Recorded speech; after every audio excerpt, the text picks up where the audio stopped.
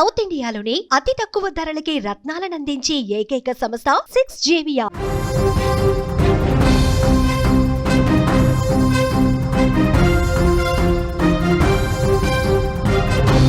Breaking news చూస్తున్నాం. Hyderabad drugs mafia గుట్టు రట్టైనట్లుగా తెలుస్తోంది.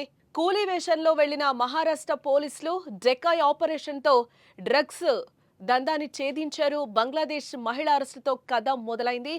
మెఫిడ్రిన్ డ్రగ్స్ తయారీ కేంద్రం గుర్తించారు. ప్రధాన నిందితుడు శ్రీనివాస్ విజయ్ అరెస్ట్ అయినట్లుగా తెలుస్తోంది. హైదరాబాద్ టెక్కీలకు డ్రగ్స్ సరఫరా చేస్తున్నట్లుగా తెలుస్తోంది. తెలంగాణ పోలీసులు ఇప్పటికే అప్రమత్తమైనట్లుగా కూడా సమాచారం అందుతోంది. రజనీకాంత్ కూలీ సినిమాలో పోలీసులు కూలీలుగా వెళ్లి నేరస్తుల గుట్టు రట్టు చేసేందుకు ప్రయత్నించే సీన్ చూసే ఉంటారు కదా. సినిమాలో అది కేవలం ఒక సన్నివేశం మాత్రమే. కానీ రియల్ లైఫ్ లో అలాంటి ఒక ఆపరేషన్ చేసి మహారాష్ట్ర పోలీసులు హైదరాబాద్ లో ఒక డ్రగ్స్ మాఫియాను కూకటి వేళ్లతో సహా పెకిలించారు. మహారాష్ట్ర పోలీసులు ఓ సాధారణ కేసును ఛేదిస్తూ హైదరాబాద్ లోని డ్రగ్స్ మాఫియా నెట్వర్క్ ను గుర్తించారు. గత నెల 8న వాసాయి విరార్ పోలీసులు ముంబైలో ఒక బంగ్లాదేశ్ యువతిని అరెస్టు చేశారు. ఆమె పేరు ఫాతిమా మురాద్ షేక్.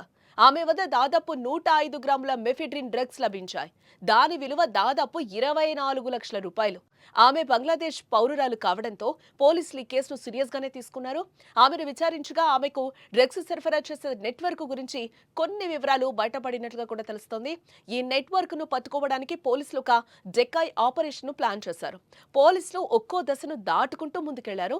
ముందుగా ఫాతిమా ద్వారా రెహమాన్ షేక్ అనే వ్యక్తిని అరెస్టు చేయడం జరిగింది. ఆ తర్వాత దఫాల వారీగా మరో 8 మందిని పట్టుకున్నారు. వారి వద్ద కూడా డ్రగ్స్ లభించాయి. ఇలా కేసును లోతుగా పరిశీలిస్తున్నప్పుడు వారికి డ్రగ్స్ తయారీ కేంద్రం హైదరాబాద్ లోని చర్లపల్లిలో ఉన్నట్టుగా తెలిసినట్లుగా మనకి సమాచారం అందుతోంది. నిజానికి చర్లపల్లిలోని ఆ కంపెనీ పేరు వాగ్దేవి ల్యాబ్స్. కానీ దానిపై ఎలాంటి బోర్డు కూడా ఉండదు. ఇక్కడ డ్రగ్స్ తయారవుతున్నట్లు తెలుసుకున్న మహారాష్ట్ర పోలీసులు ఒక వినూత్నమైన ఆపరేషన్ చేశారు. లారీ డ్రైవర్లు, క్లీనర్ల వేషంలో వారి సిబ్బందిని అక్కడికి పంపి 2 రోజులు రెక్కి నిర్వహించారు. ఆ కంపెనీలో రోజు కూలీలతో పనులు చేయిస్తున్నట్లుగా గుర్తించారు. ఎవరికి వారు కూలీలుగా వస్తూ ఉంటారు, పని పూర్తయ్యాక వెళ్లిపోతూ ఉంటారు. అక్కడ ఏం తయారవుతుందో కూడా ఎవరికీ తెలియదట. ఈ విషయాన్ని గమనించిన పోలీసులు ఈ నెల 5వ తేదీన తమ కానిస్టేబుల్ ఒకరిని కూలీల గుంపులో చేర్చారు.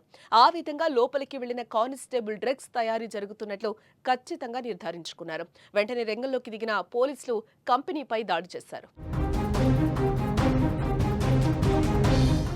పోలీసుల దాడిలో ఈ డ్రగ్స్ నెట్వర్క్ కు ప్రధాన నిందితుడైన శ్రీనివాస్ విజయ్ ఓలేటిని, అతని కెమికల్ ఎక్స్పర్ట్ తానాజీ పండరీనాథ్ పట్వారిని అరెస్టు చేశారు.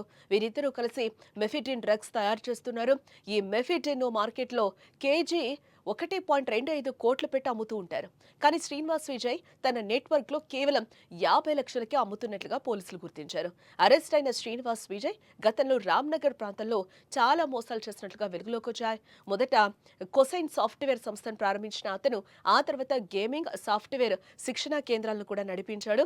వాటిలో నష్టాలు రావడంతో సూపర్ మార్కెట్, డైరీ ఫామ్ వంటివి కూడా ప్రారంభించి నష్టపోయాడు. చివరకు వాగ్దేవి ల్యాబ్స్ పేరుతో డ్రగ్స్ తయారీని మొదలుపెట్టినట్టుగా తెలుస్తోంది.